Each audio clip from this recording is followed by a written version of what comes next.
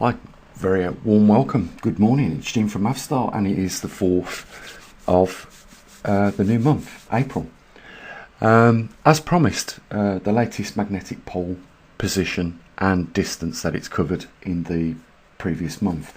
So we've covered a distance of 4.7 miles, still around about that average of 5 miles per month. And for those that are tracking it on their own Google Earth's map, the latitude is 80 degrees, 54 hours, 52 seconds, 52 minutes, 80 seconds north, by the longitude 111 degrees, 23 hours, 26 minutes, 5 seconds east.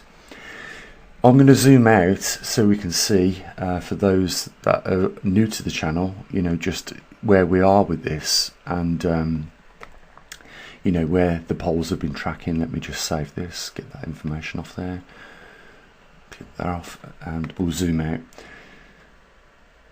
So still, heading easterly at an average of around 5 miles or thereabouts. Still a distance away from the 45 degree. This is new territory, and we can only go on the archaeological recordings of what happened during the last magnetic pole reversal. What we do know is the magnetosphere does shrink considerably, and obviously the poles will, in a completed reversal, end up on the opposite sides. What some of you may not know about the magnetic North Pole is it's actually a South Pole, and but it's in the northern hemisphere, and to save confusion we call it the magnetic North Pole, but it is a dipole of a south magnetic ability. So, but you can see over the last 124 years or thereabouts, it has covered quite a distance. So in fact, let's just do a calculation today, and I've got to update the website actually, because we do have that on there. So Canada's there, and we're around about there. So in 125 years, it's covered around 2,100 miles, and it's did most of that distance in the last 30 years. There has been like gear shifts where it's increased distance over time faster than it has previously. If you look at the scale, it's going up and up.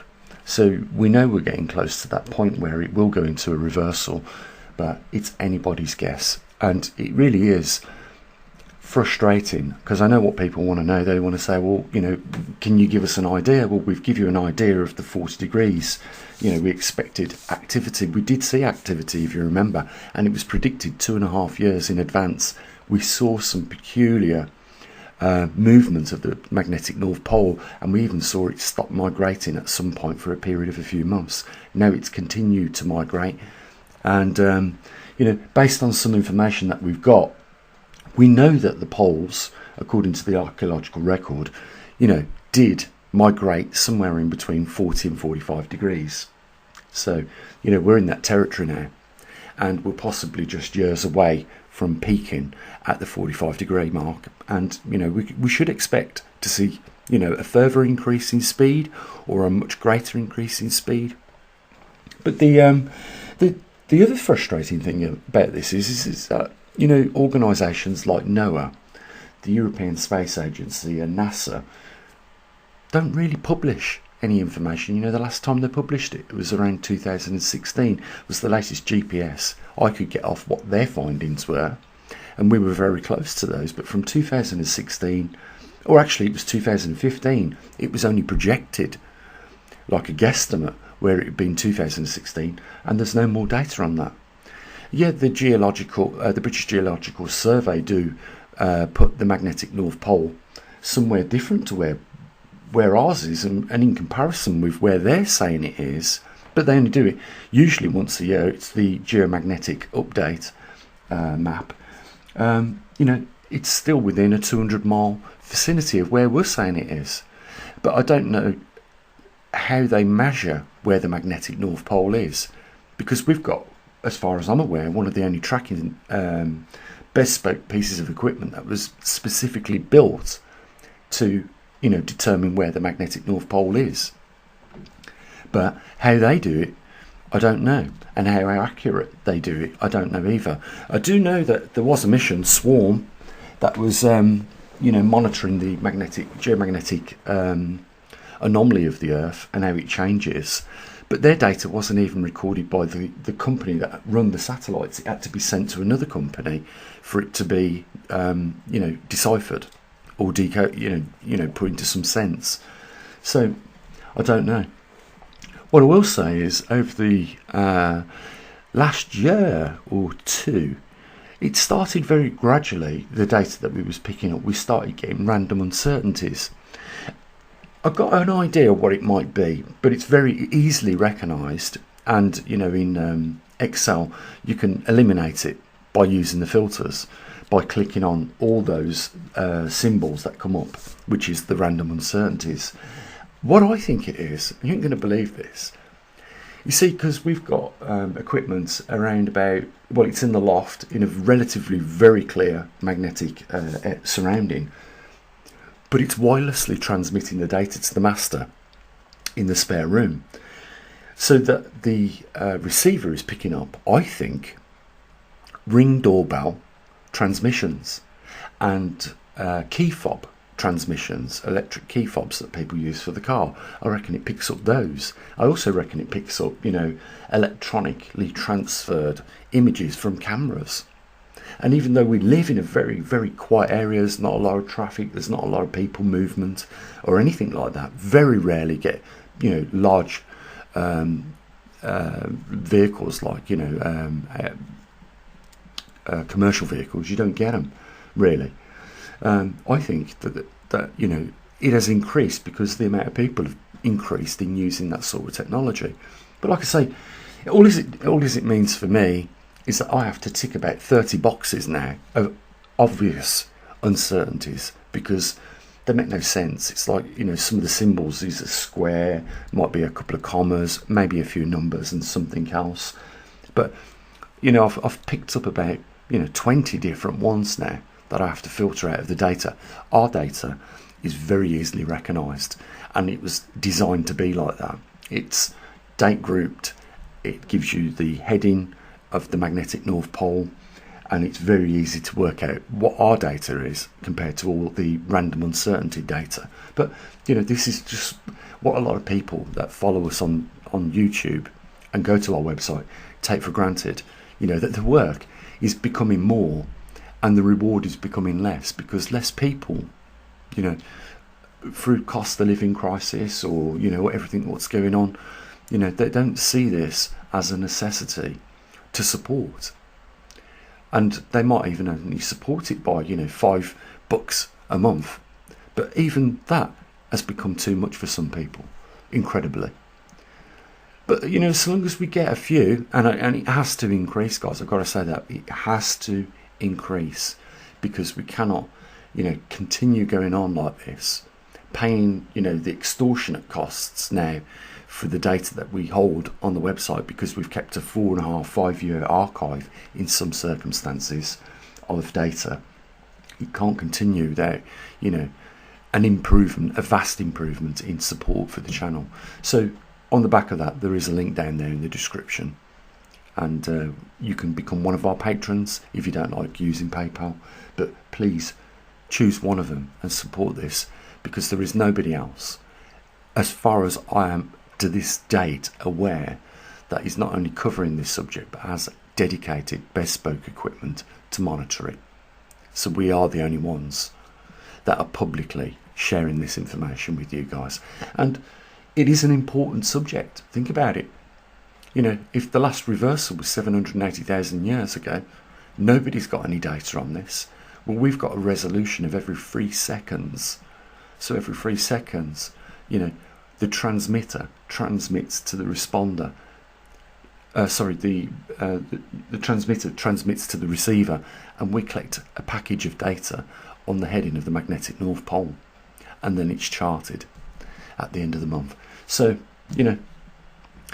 big thanks to those that are staying with us. I know that you guys realise the importance of the magnetic pole reversal and our planet, you know, and you know, if I could encourage just a few more people to support what we're doing, you know, I'd love that. One other thing I want to mention, I hope you stayed along to this point in the video, is over the last few days I've covered, you know, what's been going on with Donald Trump, the American tariffs that have been put on most of the countries around the world, and you know, I also covered some data which was obviously showing the effects of those tariffs, and the American stock market is due to open shortly within the next few hours over in the States, and I predict pretty much what we saw yesterday, and I was accurate yesterday. Within 30 minutes the stock market opened, I whopped a video on and I said to people, look at this, you know, the American S&P 500 is, you know, collapsing. And then today I have a look on YouTube and there's all these analytical experts saying that it was a real tank of a day for the American stock markets. It was, I will say this, for global stock markets, you know, the UK market, the FTSE 100, you know, hit, you know, a 2% or 2.5% dip, and that's not good, and it's looking not good again today. So I would predict the same for the American market when it's opened, and of course, you know, I'll be sitting there anxiously to see it open and watch what happens in the first 30 minutes, because I'm predicting another day like yesterday. You know, I think it's going to tank again. And I'm just going to say this. I was watching Donald Trump saying, when he was questioned about the American market dipping like it did yesterday, he said, well, what you've got to remember is we've got £6 trillion of future investments, and none of it is solid, I'll say that. But what I will tell you is solid is the dip that the United States S&P 500 took yesterday equates to around 2.7 trillion. If that happens again today, it pretty much wipes out the effort that Donald Trump has gone into, you know, getting these foreign investors to build factories in the country. And the other thing is that a lot of these countries that are investing in America in like car factories and tech factories like chip factories and things like that, and you know, they're also going to be invested in artificial intelligence. These factories are not going to come online for 2 to 3 years, and then Donald Trump has only got probably a year left, and everything could be just turned around by the next person that comes into power in the United States. So you've got to bear that in mind. But what all the financial advisors are saying right now is that even though Americans on the ground are happy that they voted Donald Trump in, they don't quite understand what these tariffs are going to do to their salary and their home incomes. And not just you guys in America, it's also in the UK as well. It will batter our pockets. You know, I was thinking, you know, what advice, if you could give any, would you give? I think, you know, like I did a few months ago, I said, you know,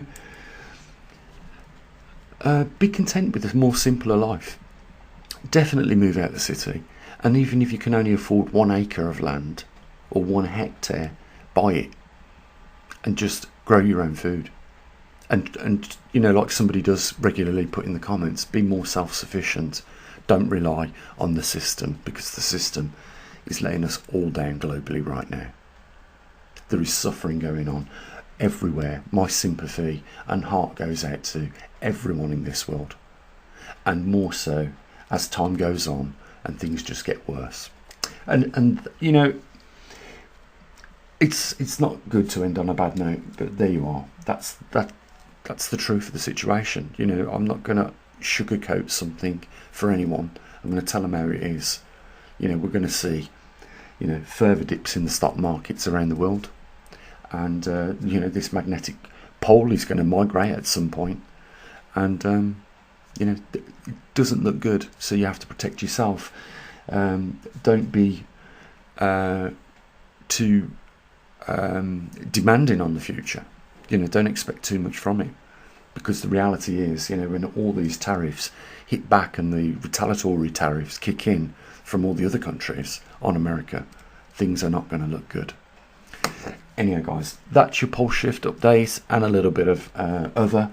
And, you know, the only other thing for me to say is you take care of your loved ones. Link down there. Come on, get beyond your math star and help him out and keep things ticking. And the only other thing to say is you have a good day. As always, bye for now.